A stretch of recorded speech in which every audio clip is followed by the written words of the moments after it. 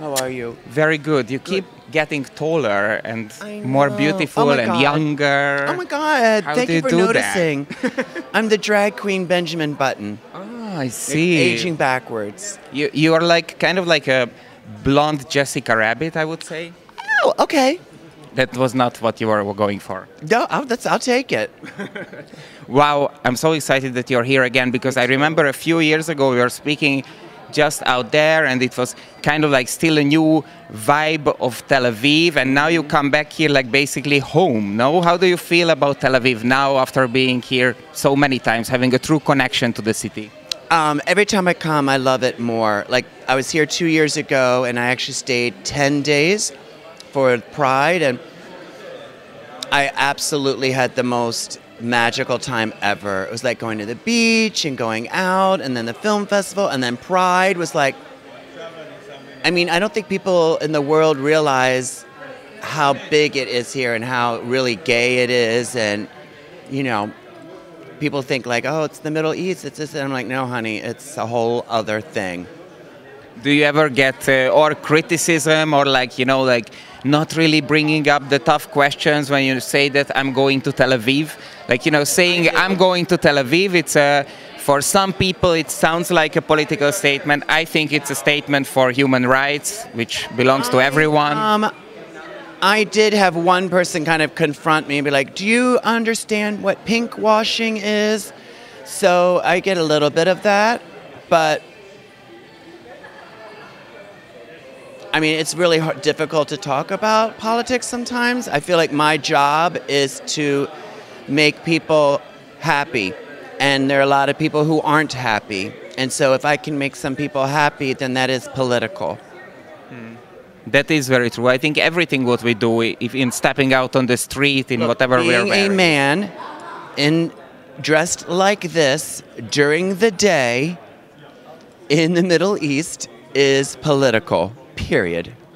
I completely agree with you. And even for just this one sentence, I think you definitely deserve this award, what you are going to get. It's unbelievable. And I have to say that when I first saw it, I was like, these kind of honorary awards like usually go for people who are like, you know, 60, they have an established career behind them. But you did so much in like, you know, three decades ago you started? 30 years. Oh my God, that's unbelievable. It's crazy. It's unbelievable.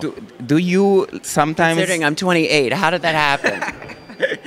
Like, do you sometimes ask yourself, like, how could all this happen? Like, do you remember the first time when you ever stepped on stage in drag? Of course. Really? Of course. Tell me about it. What were you doing? Singing or...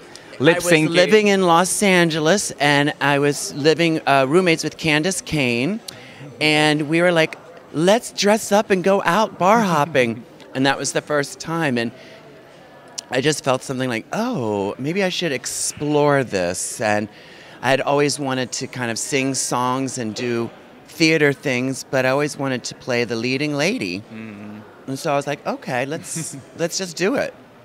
And it's weird sometimes if I really think like, is that possible? 30 years? That's not possible, but it is.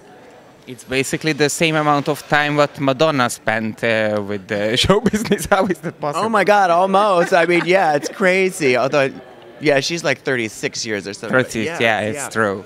And Jackie and I have been best friends for 29 years. Oh my God. So basically since year one. Yeah, we had both been doing drag for like maybe a year or two. I think she started before me, and I had been doing it for like 6 months when we met. Unbelievable. Unbelievable. Well, we just spoke about how kind of like the drag scene became a little bit filled with queens. Yeah. And I really want your take on that as well. You know, like it's one message to be proud of ourselves and always do what we feel like doing. But can everybody be a drag queen? Like, is there really a scene for literally everyone who thinks that they can be the next you? Well, yeah, I mean, of course, if you start saying who can and who can't, then who gets to make that decision? So, yes, of course, I welcome it. I love drag. I love seeing other drag queens. I love new baby drag queens. I always try to be helpful. I love it. I mean, as long as I feel comfortable and confident that I do something that not anyone else does, then great. Wow, it's perfect. You are such a great contrast together. Like, I'm sure, yes, yeah. This is why we get along so perfectly. we just spoke for 1 second of Madonna, and I heard the rumor that she was shooting a new video, and a bunch of very famous drag queens were requested to show up like the next day or something for a shooting. Yeah, this is done. This was like a month ago, I think. That it's already done. I don't know when it comes out, but I know some of the queens that are in it. So I was just curious that I know that it's Madonna, it's a huge thing, but do you think that it's okay? I read some comments from the Queen saying, like, even if it's Madonna, you can't boss me around, that I should change my schedule and fly to the other end of the world. You don't say no. It's Madonna. If you want to say no to Madonna, then say no to Madonna. But why would you say no to Madonna?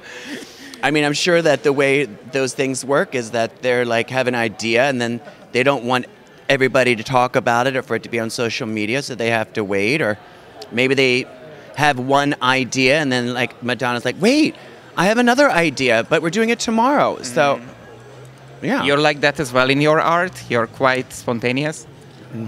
I'm not as spontaneous. I like to have a plan, but sometimes, like when I was doing a lot more videos on YouTube, it would have to be the night before because you want to do the parody video of the original as fast as possible. Right. Like Bad Romance. I knew it was coming, but I didn't know what it was going to look like or be about. And that came out, and I was like, tomorrow we have to make this video. So it was one day. Wow. So if you're living your life quite planned, what's after TLVFest? Where are you traveling next, and what's the next big project? We have so much planned. I'm pretty much planned for the rest of the year. Thank God. It's good to be busy. Jackie and I are doing a theater production of Three's Company, our version, at the end of June. I have a couple Pride shows in June. July, I'm in Berlin for a week with Joey Arias. In August, we're doing the Golden Girls. And then I'm touring with Bianca Del Rio to open for her show in Europe. So lots of exciting things. I'm very happy for you and hope to see you back here very soon. Me too. Shalom and thank you, baby. Ta-da!